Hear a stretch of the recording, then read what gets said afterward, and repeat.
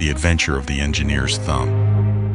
Of all the problems which have been submitted to my friend, Mr. Sherlock Holmes, for solution during the years of our intimacy, there were only two which I was the means of introducing to his notice: that of Mr. Hatherley's thumb, and that of Colonel Warburton's madness.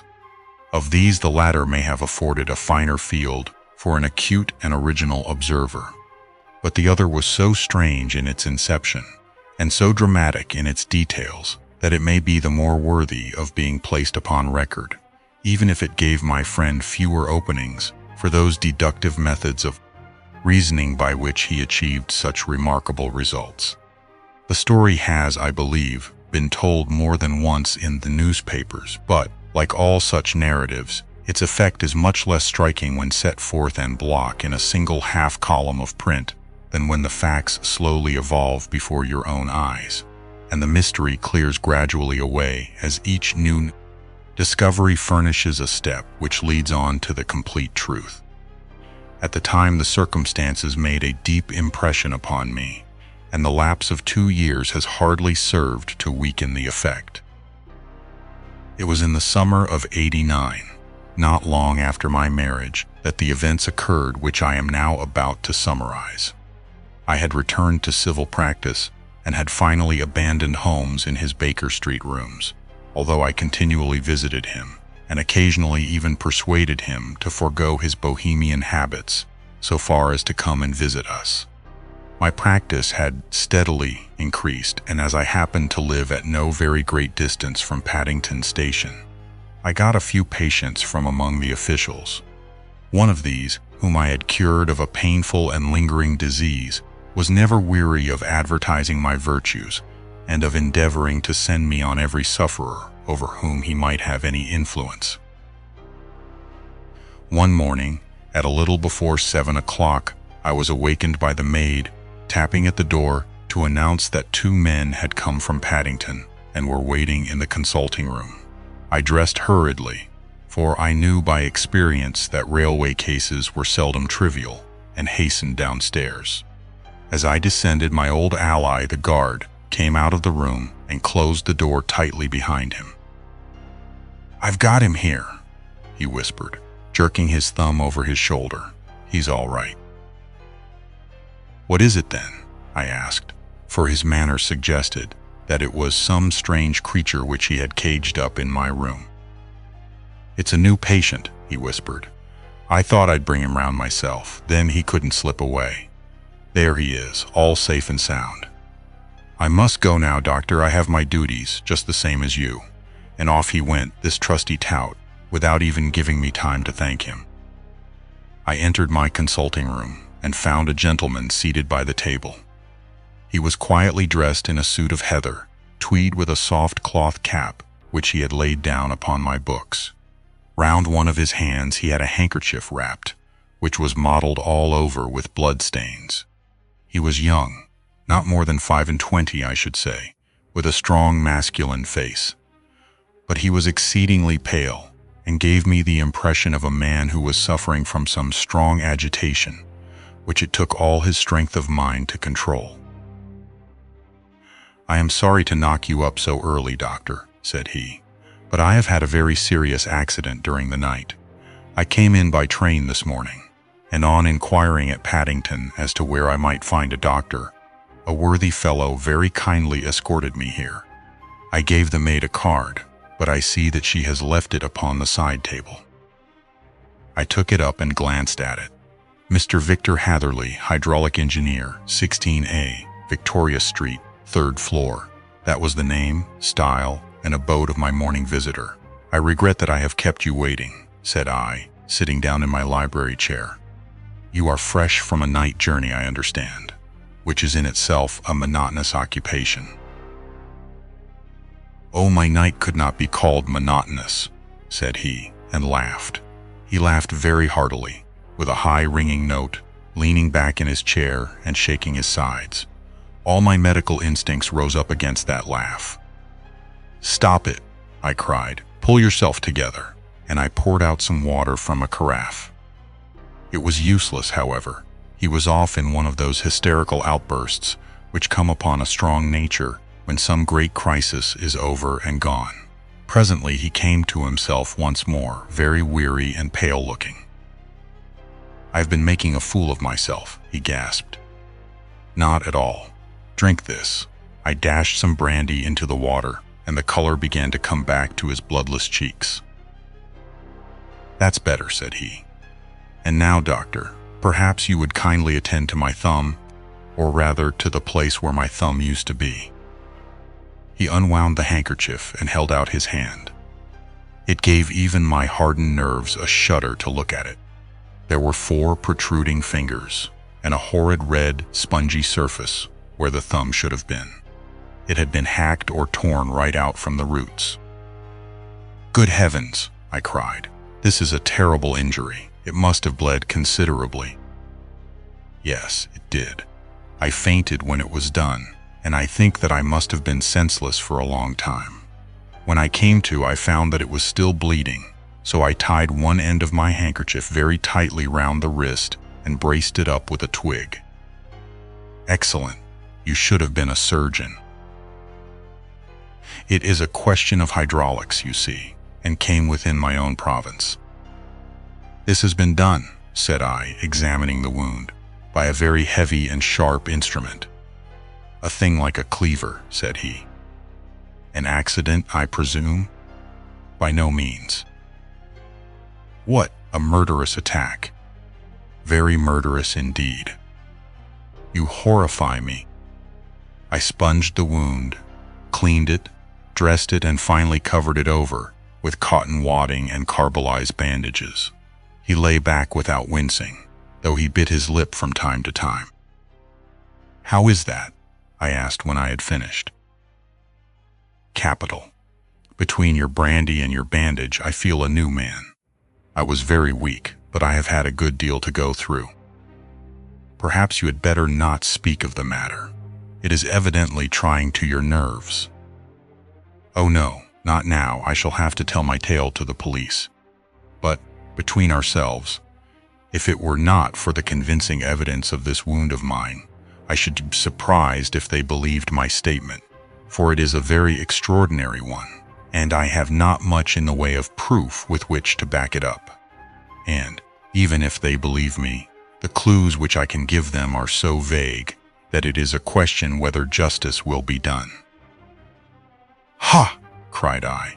"If it is anything in the nature of a problem which you desire to see solved, I should strongly recommend you to come to my friend, Mr. Sherlock Holmes, before you go to the official police." "Oh, I have heard of that fellow," answered my visitor, "and I should be very glad if he would take the matter up, though of course I must use the official police as well. Would you give me an introduction to him?" "I'll do better. I'll take you round to him myself." "I should be immensely obliged to you." "We'll call a cab and go together. We shall just be in time to have a little breakfast with him. Do you feel equal to it?" "Yes, I shall not feel easy until I have told my story." "Then my servant will call a cab, and I shall be with you in an instant." I rushed upstairs, explained the matter shortly to my wife, and in 5 minutes was inside a hansom, driving with my new acquaintance to Baker Street. Sherlock Holmes was, as I expected, lounging about his sitting room in his dressing gown, reading the agony column of the Times and smoking his before-breakfast pipe, which was composed of all the plugs and dottles left from his smokes of the day before, all carefully dried and collected on the corner of the mantelpiece. He received us in his quietly genial fashion, ordered fresh rashers and eggs, and joined us in a hearty meal. When it was concluded, he settled our new acquaintance upon the sofa, placed a pillow beneath his head, and laid a glass of brandy and water within his reach. "It is easy to see that your experience has been no common one, Mr. Hatherley," said he. "Pray, lie down there and make yourself absolutely at home. Tell us what you can, but stop when you are tired, and keep up your strength with a little stimulant." "Thank you," said my patient, "but I have felt another man since the doctor bandaged me, and I think that your breakfast has completed the cure. I shall take up as little of your valuable time as possible, so I shall start at once upon my peculiar experiences. Holmes sat in his big armchair with the weary, heavy-lidded expression which veiled his keen and eager nature, while I sat opposite to him, and we listened in silence to the strange story which our visitor detailed to us. "You must know," said he, "that I am an orphan and a bachelor, residing alone in lodgings in London. By profession, I am a hydraulic engineer, and I have had considerable experience of my work during the 7 years that I was apprentice to Venner and Matheson, the well-known firm of Greenwich.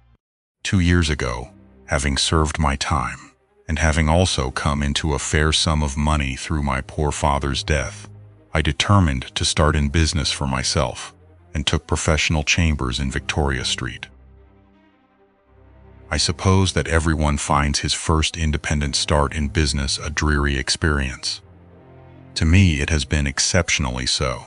During 2 years, I have had 3 consultations and 1 small job, and that is absolutely all that my profession has brought me. My gross takings amount to 27 tens.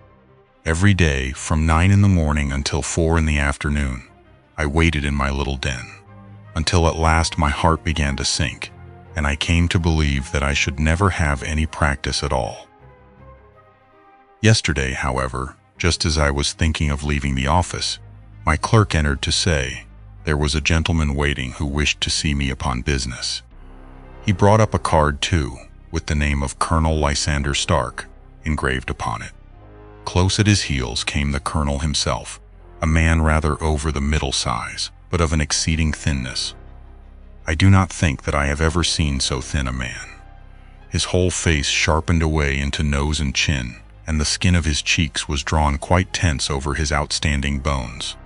Yet this emaciation seemed to be his natural habit, and due to no disease, for his eye was bright, his step brisk, and his bearing assured. He was plainly but neatly dressed, and his age, I should judge, would be nearer 40 than 30.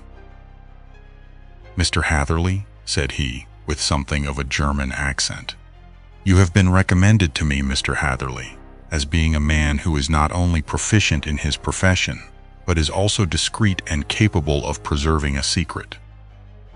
I bowed, feeling as flattered as any young man would at such an address. "May I ask who it was who gave me so good a character?"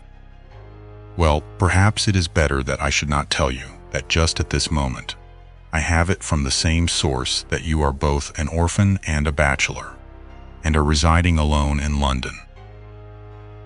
"That is quite correct," I answered, "but you will excuse me if I say that I cannot see how all this bears upon my professional qualifications.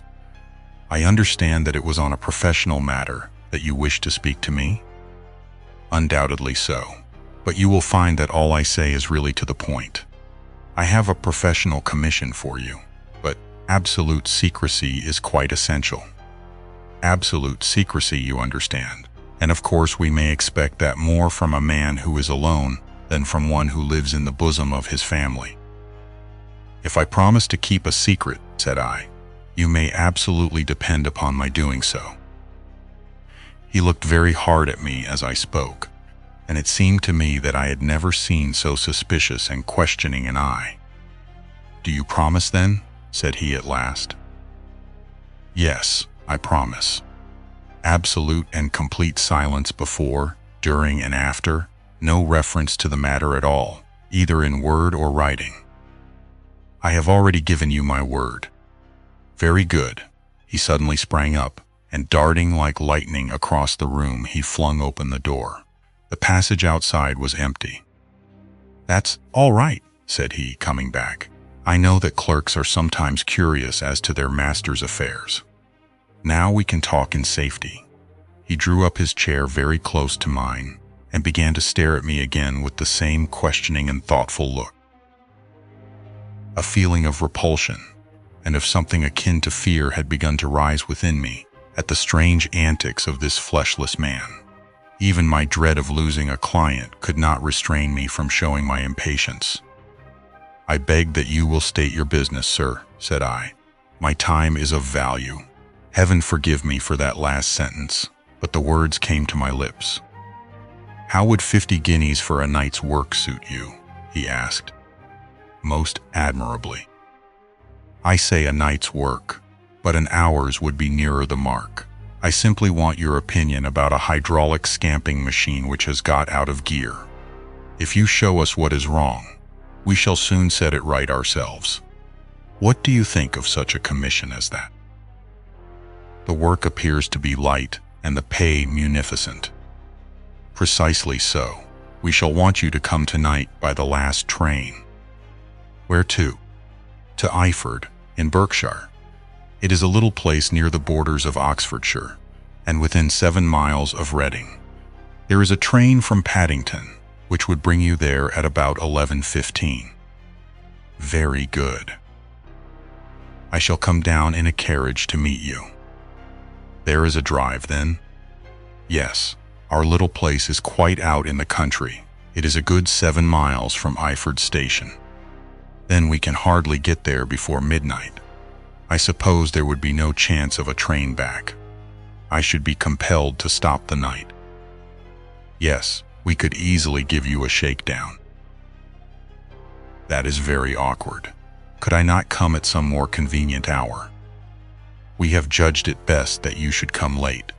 It is to recompense you for any inconvenience that we are paying to you, a young and unknown man, a fee which would buy an opinion from the very heads of your profession. Still, of course, if you would like to draw out of the business, there is plenty of time to do so." I thought of the 50 guineas and of how very useful they would be to me. "Not at all," said I. "I shall be very happy to accommodate myself to your wishes. I should like, however, to understand a little more clearly what it is that you wish me to do." "Quite so. It is very natural that the pledge of secrecy which we have exacted from you should have aroused your curiosity.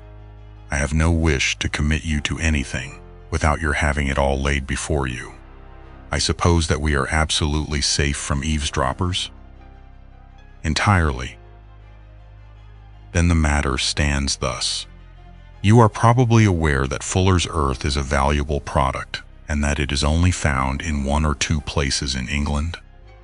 "I have heard so.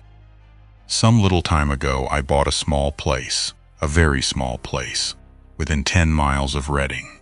I was fortunate enough to discover that there was a deposit of Fuller's earth in one of my fields. On examining it, however, I found that this deposit was a comparatively small one, and that it formed a link between 2 very much larger ones upon the right and left, both of them, however, in the grounds of my neighbors. These good people were absolutely ignorant that their land contained that which was quite as valuable as a gold mine. Naturally, it was to my interest to buy their land before they discovered its true value. But unfortunately, I had no capital by which I could do this. I took a few of my friends into the secret, however, and they suggested that we should quietly and secretly work our own little deposit, and that in this way we should earn the money which would enable us to buy the neighboring fields. This we have now been doing for some time, and in order to help us in our operations, we erected a hydraulic press. This press, as I have already explained, has got out of order, and we wish your advice upon the subject. We guard our secret very jealously, however, and if it once became known that we had hydraulic engineers coming to our little house, it would soon rouse inquiry, and then, if the facts came out, it would be goodbye to any chance of getting these fields and carrying out our plans. That is why I have made you promise me that you will not tell a human being that you are going to Iford tonight. I hope that I make it all plain?" "I quite follow you," said I. "The only point which I could not quite understand was what use you could make of a hydraulic press in excavating Fuller's earth, which, as I understand, is dug out like gravel from a pit." "Ah," said he carelessly, "we have our own process. We compress the earth into bricks so as to remove them without revealing what they are. But that is a mere detail. I have taken you fully into my confidence now, Mr. Hatherley, and I have shown you how I trust you." He rose as he spoke. I shall expect you then, at Iford at 11:15. I shall certainly be there. And not a word to a soul. He looked at me with a last long questioning gaze, and then, pressing my hand in a cold, dank grasp, he hurried from the room. Well, when I came to think it all over in cool blood, I was very much astonished, as you may both think, at this sudden commission which had been entrusted to me. On the one hand, of course, I was glad, for the fee was at least tenfold what I should have asked had I set a price upon my own services, and it was possible that this order might lead to other ones. On the other hand, the face and manner of my patron had made an unpleasant impression upon me, and I could not think that his explanation of the fuller's earth was sufficient to explain the necessity for my coming at midnight, and his extreme anxiety lest I should tell anyone of my errand. However, I threw all fears to the winds, ate a hearty supper, drove to Paddington, and started off, having obeyed to the letter the injunction as to holding my tongue. At Reading I had to change not only my carriage but my station.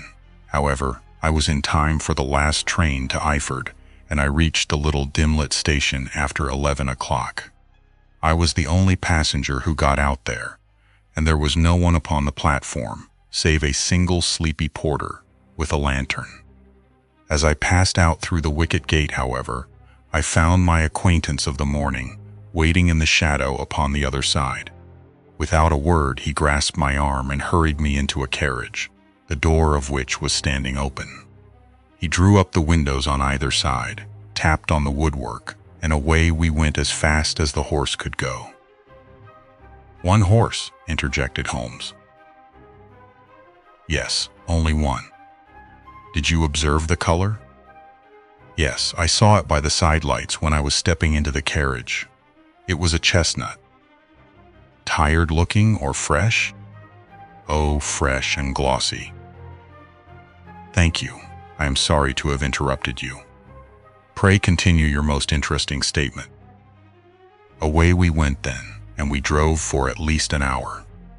Colonel Lysander Stark had said that it was only 7 miles, but I should think from the rate that we seemed to go, and from the time that we took, that it must have been nearer 12. He sat at my side in silence all the time, and I was aware, more than once when I glanced in his direction, that he was looking at me with great intensity. The country roads seemed to be not very good in that part of the world, for we lurched and jolted terribly. I tried to look out of the windows to see something of where we were, but they were made of frosted glass, and I could make out nothing save the occasional bright blur of a passing light. Now and then I hazarded some remark to break the monotony of the journey, but the colonel answered only in monosyllables, and the conversation soon flagged. At last, however, the bumping of the road was exchanged for the crisp smoothness of a gravel drive, and the carriage came to a stand. Colonel Lysander Stark sprang out, and, as I followed after him, pulled me swiftly into a porch which gaped in front of us. We stepped, as it were, right out of the carriage and into the hall, so that I failed to catch the most fleeting glance of the front of the house. The instant that I had crossed the threshold, the door slammed heavily behind us, and I heard faintly the rattle of the wheels as the carriage drove away. It was pitch dark inside the house, and the colonel fumbled about looking for matches and muttering under his breath. Suddenly a door opened at the other end of the passage, and a long golden bar of light shot out in our direction. It grew broader, and a woman appeared with a lamp in her hand, which she held above her head, pushing her face forward and peering at us. I could see that she was pretty, and from the gloss with which the light shone upon her dark dress, I knew that it was a rich material. She spoke a few words in a foreign tongue in a tone as though asking a question, and when my companion answered in a gruff monosyllable, she gave such a start that the lamp nearly fell from her hand. Colonel Stark went up to her, whispered something in her ear, and then, pushing her back into the room from whence she had come, he walked towards me again, with the lamp in his hand. "Perhaps you will have the kindness to wait in this room for a few minutes," said he, throwing open another door. It was a quiet, little, plainly furnished room, with a round table in the center, on which several German books were scattered. Colonel Stark laid down the lamp on the top of a harmonium beside the door. "I shall not keep you waiting an instant," said he, and vanished into the darkness. I glanced at the books upon the table, and in spite of my ignorance of German, I could see that 2 of them were treatises on science, the others being volumes of poetry. Then I walked across to the window, hoping that I might catch some glimpse of the countryside, but an oak shutter, heavily barred, was folded across it. It was a wonderfully silent house. There was an old clock ticking loudly somewhere in the passage, but otherwise everything was deadly still. A vague feeling of uneasiness began to steal over me. Who were these German people, and what were they doing living in this strange, out-of-the-way place? And where was the place? I was 10 miles or so from Eiford, that was all I knew, but whether north, south, east, or west I had no idea. For that matter, Reading, and possibly other large towns, were within that radius, so the place might not be so secluded after all. Yet it was quite certain, from the absolute stillness, that we were in the country. I paced up and down the room, humming a tune under my breath to keep up my spirits and feeling that I was thoroughly earning my 50-guinea fee. Suddenly, without any preliminary sound in the midst of the utter stillness, the door of my room swung slowly open. The woman was standing in the aperture, the darkness of the hall behind her, the yellow light from my lamp beating upon her eager and beautiful face. I could see at a glance that she was sick with fear, and the sight sent a chill to my own heart. She held up one shaking finger to warn me to be silent, and she shot a few whispered words of broken English at me, her eyes glancing back, like those of a frightened horse, into the gloom behind her. "I would go," said she, trying hard, as it seemed to me, to speak calmly. "I would go. I should not stay here. There is no good for you to do." "But madam," said I have not yet done what I came for. I cannot possibly leave until I have seen the machine." "It is not worth your while to wait," she went on. "You can pass through the door. No one hinders." And then, seeing that I smiled and shook my head, she suddenly threw aside her constraint and made a step forward with her hands wrung together. "For the love of heaven," she whispered, "get away from here before it is too late." But I am somewhat headstrong by nature, and the more ready to engage in an affair when there is some obstacle in the way. I thought of my 50-guinea fee, of my wearisome journey, and of the unpleasant night which seemed to be before me. Was it all to go for nothing? Why should I slink away without having carried out my commission, and without the payment which was my due? This woman might, for all I knew, be a monomaniac. With a stout bearing, therefore, though her manner had shaken me more than I cared to confess, I still shook my head and declared my intention of remaining where I was. She was about to renew her entreaties when a door slammed overhead, and the sound of several footsteps was heard upon the stairs. She listened for an instant, threw up her hands with a despairing gesture, and vanished as suddenly and as noiselessly as she had come. The newcomers were Colonel Lysander Stark, and a short, thick man, with a chinchilla beard growing out of the creases of his double chin, who was introduced to me as Mr. Ferguson. "This is my secretary and manager," said the colonel. "By the way, I was under the impression that I left this door shut just now. I fear that you have felt the draft." "On the contrary," said I opened the door myself because I felt the room to be a little close." He shot one of his suspicious looks at me. "Perhaps we had better proceed to business then," said he. "Mr. Ferguson and I will take you up to see the machine. I had better put my hat on, I suppose." "Oh no, it is in the house." "What, you dig fuller's earth in the house?" No, this is only where we compress it. But never mind that. All we wish you to do is to examine the machine and to let us know what is wrong with it. We went upstairs together, the colonel first with the lamp, the fit manager and I behind him. It was a labyrinth of an old house, with corridors, passages, narrow winding staircases, and little low doors, the thresholds of which were hollowed out by the generations who had crossed them. There were no carpets and no signs of any furniture above the ground floor, while the plaster was peeling off the walls, and the damp was breaking through in green, unhealthy blotches. I tried to put on as unconcerned an air as possible, but I had not forgotten the warnings of the lady, even though I disregarded them, and I kept a keen eye upon my two companions. Ferguson appeared to be a morose and silent man, but I could see from the little that he said that he was at least a fellow countryman. Colonel Lysander Stark stopped at last before a low door, which he unlocked. Within was a small square room, in which the three of us could hardly get at one time. Ferguson remained outside, and the colonel ushered me in. "We are now," said he, "actually within the hydraulic press, and it would be a particularly unpleasant thing for us if anyone were to turn it on. The ceiling of this small chamber is really the end of the descending piston, and it comes down with the force of many tons upon this metal floor. There are small lateral columns of water outside which receive the force, and which transmit and multiply it in the manner which is familiar to you.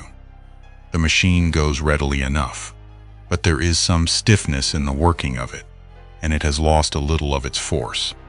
Perhaps you will have the goodness to look it over and to show us how we can set it right." I took the lamp from him, and I examined the machine very thoroughly. It was indeed a gigantic one, and capable of exercising enormous pressure. When I passed outside, however, and pressed down the levers which controlled it, I knew at once by the whishing sound that there was a slight leakage, which allowed a regurgitation of water through one of the side cylinders. An examination showed that one of the India rubber bands which was round the head of a driving rod had shrunk so as not quite to fill the socket along which it worked. This was clearly the cause of the loss of power, and I pointed it out to my companions, who followed my remarks very carefully and asked several practical questions as to how they should proceed to set it right. When I had made it clear to them, I returned to the main chamber of the machine and took a good look at it to satisfy my own curiosity. It was obvious at a glance that the story of the fuller's earth was the merest fabrication, for it would be absurd to suppose that so powerful an engine could be designed for so inadequate a purpose. The walls were of wood, but the floor consisted of a large iron trough, and when I came to examine it, I could see a crust of metallic deposit all over it. I had stooped, and was scraping at this to see exactly what it was when I heard a muttered exclamation in German, and saw the cadaverous face of the colonel looking down at me. "What are you doing there?" he asked. I felt angry at having been tricked by so elaborate a story as that which he had told me. "I was admiring your fuller's earth," said I. "I think that I should be better able to advise you as to your machine if I knew what the exact purpose was for which it was used." The instant that I uttered the words, I regretted the rashness of my speech. His face set hard, and a baleful light sprang up in his gray eyes. "Very well," said he. "You shall know all about the machine." He took a step backward, slammed the little door, and turned the key in the lock. I rushed towards it and pulled at the handle, but it was quite secure and did not give in the least to my kicks and shoves. "Hello!" I yelled. "Hello! Colonel, let me out." And then suddenly in the silence, I heard a sound which sent my heart into my mouth. It was the clank of the levers and the swish of the leaking cylinder. He had set the engine at work. The lamp still stood upon the floor where I had placed it when examining the trough. By its light I saw that the black ceiling was coming down upon me, slowly, jerkily, but as none knew better than myself, with a force which must within a minute grind me to a shapeless pulp. I threw myself, screaming, against the door, and dragged with my nails at the lock. I implored the colonel to let me out, but the remorseless clanking of the levers drowned my cries. The ceiling was only a foot or two above my head, and with my hand upraised I could feel its hard, rough surface. Then it flashed through my mind that the pain of my death would depend very much upon the position in which I met it. If I lay on my face, the weight would come upon my spine, and I shuddered to think of that dreadful snap. Easier the other way, perhaps. And yet, had I the nerve to lie and look up at that deadly black shadow wavering down upon me? Already I was unable to stand erect, when my eye caught something which brought a gush of hope back to my heart. I have said that though the floor and ceiling were of iron, the walls were of wood. As I gave a last hurried glance around, I saw a thin line of yellow light between two of the boards, which broadened and broadened as a small panel was pushed backward. For an instant, I could hardly believe that here was indeed a door which led away from death. The next instant I threw myself through, and lay half fainting upon the other side. The panel had closed again behind me, but the crash of the lamp, and a few moments afterwards the clang of the two slabs of metal, told me how narrow had been my escape. I was recalled to myself by a frantic plucking at my wrist, and I found myself lying upon the stone floor of a narrow corridor, while a woman bent over me and tugged at me with her left hand, while she held a candle in her right. It was the same good friend whose warning I had so foolishly rejected. "Come, come," she cried breathlessly. "They will be here in a moment. They will see that you are not there. Oh, do not waste the so precious time, but come." This time at least, I did not scorn her advice. I staggered to my feet and ran with her along the corridor and down a winding stair.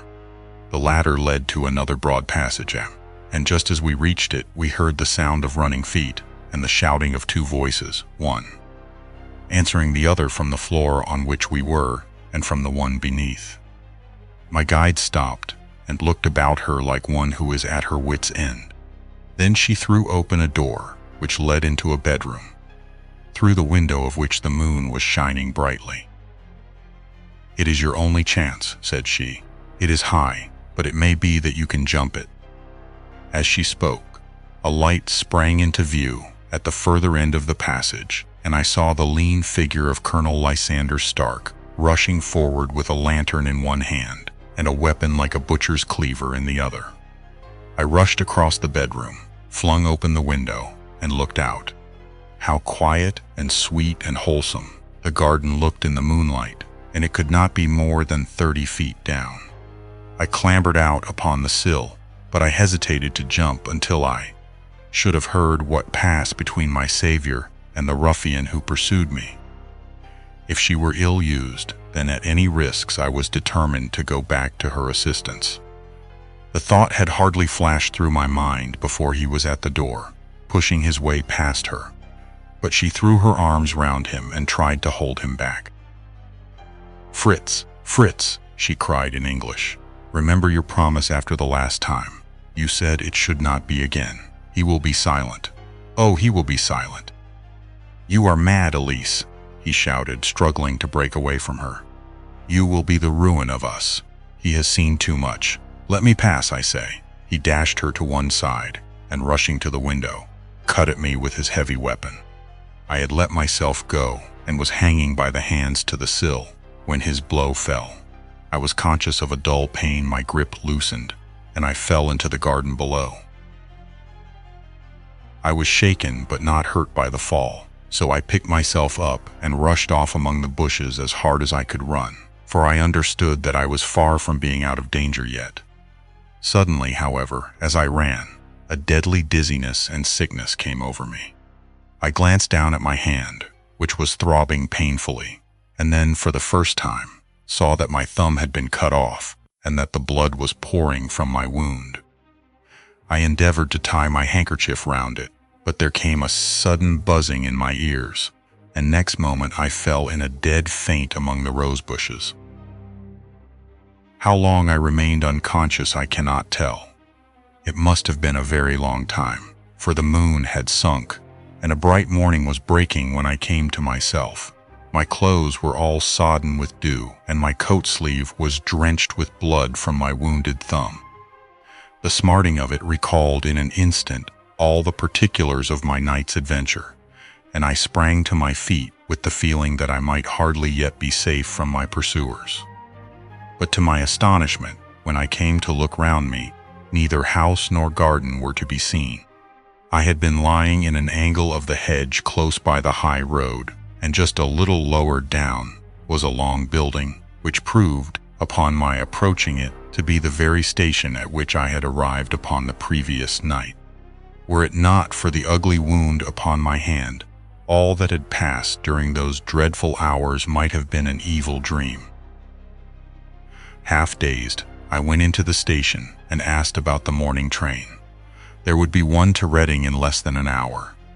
The same porter was on duty, I found, as had been there when I arrived. I inquired of him whether he had ever heard of Colonel Lysander Stark.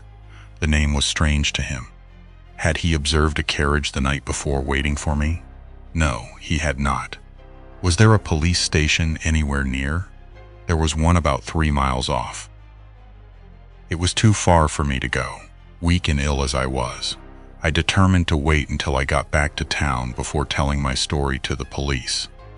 It was a little past 6 when I arrived, so I went first to have my wound dressed, and then the doctor was kind enough to bring me along here. I put the case into your hands, and shall do exactly what you advise. We both sat in silence for some little time after listening to this extraordinary narrative. Then Sherlock Holmes pulled down from the shelf one of the ponderous commonplace books in which he placed his cuttings. "Here is an advertisement which will interest you," said he. "It appeared in all the papers about a year ago. Listen to this. Lost on the 9th inst, Mr. Jeremiah Hayling, aged 26, a hydraulic engineer. Left his lodgings at 10 o'clock at night and has not been heard of since. Was dressed in etc., etc. Ha! That represents the last time that the colonel needed to have his machine overhauled, I fancy." "Good heavens!" cried my patient. "Then that explains what the girl said." "Undoubtedly. It is quite clear that the colonel was a cool and desperate man who was absolutely determined that nothing should stand in the way of his little game, like those out-and-out pirates who will leave no survivor from a captured ship.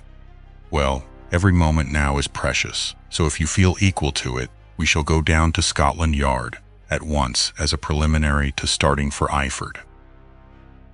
Some 3 hours or so afterwards we were all in the train together, bound from Reading to the little Berkshire village.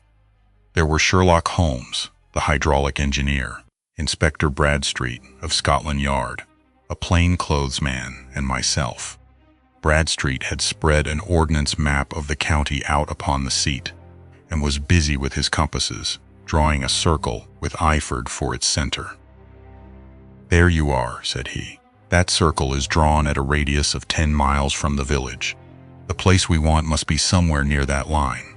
You said 10 miles, I think, sir." It was an hour's good drive. "And you think that they brought you back all that way when you were unconscious?" "They must have done so. I have a confused memory, too, of having been lifted and conveyed somewhere." "What I cannot understand," said I, "is why they should have spared you when they found you lying fainting in the garden. Perhaps the villain was softened by the woman's entreaties."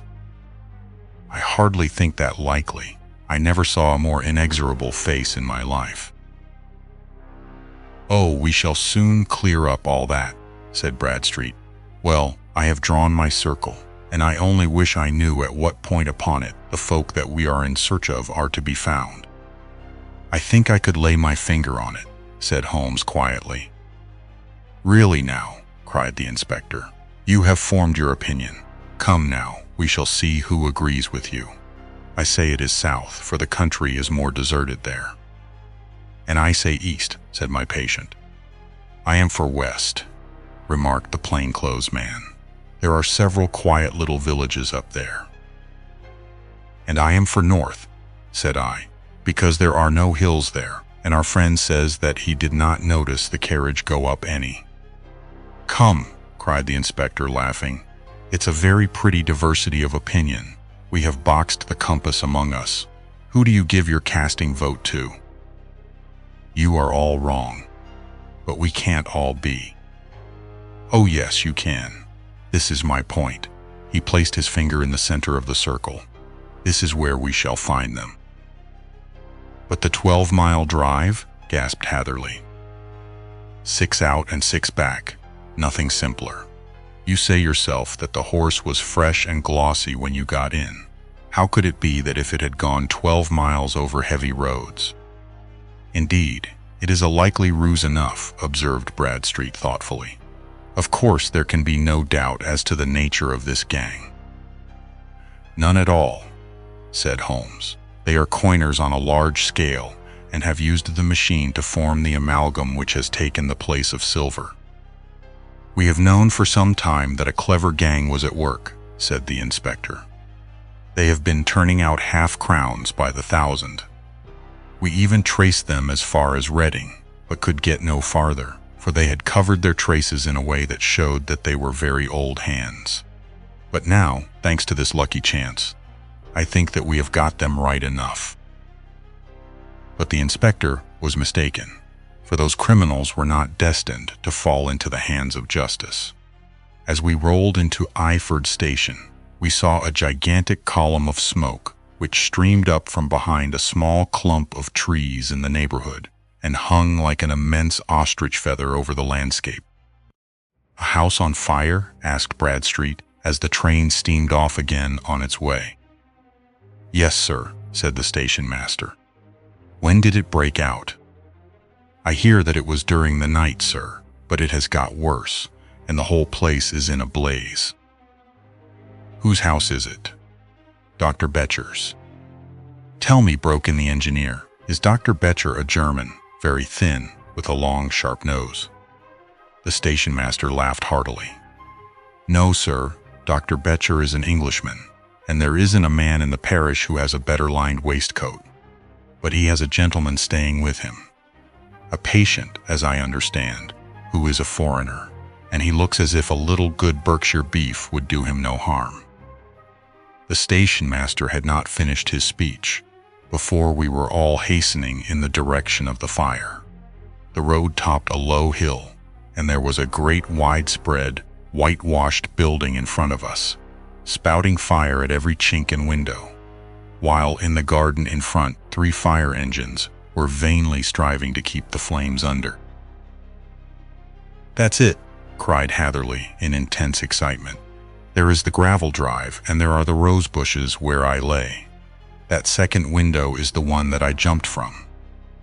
Well, at least, said Holmes, you have had your revenge upon them.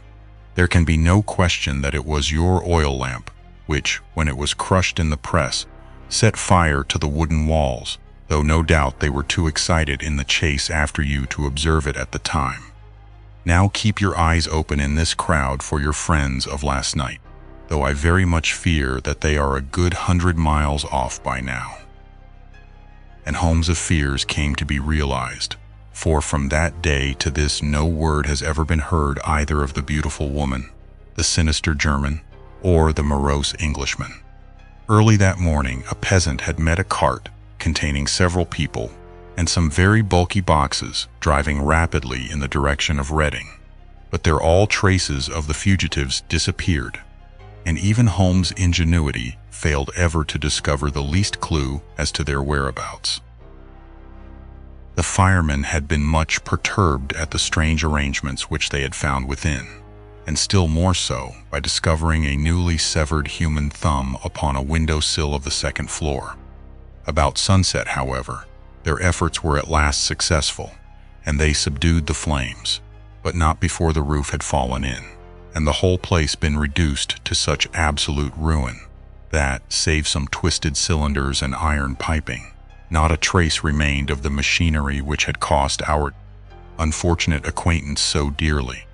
Large masses of nickel and of tin were discovered stored in an outhouse, but no coins were to be found, which may have explained the presence of those bulky boxes which have been already referred to. How our hydraulic engineer had been conveyed from the garden to the spot where he recovered his senses might have remained forever, a mystery were it not for the soft mold, which told us a very plain tale. He had evidently been carried down by two persons, one of whom had remarkably small feet and the other unusually large ones. On the whole, it was most probable that the silent Englishman, being less bold or less murderous than his companion, had assisted the woman to bear the unconscious man out of the way of danger. "Well," said our engineer ruefully, as we took our seats to return once more to London, "it has been a pretty business for me. I have lost my thumb and I have lost a 50-guinea fee. And what have I gained?" "Experience," said Holmes, laughing. "Indirectly it may be of value, you know.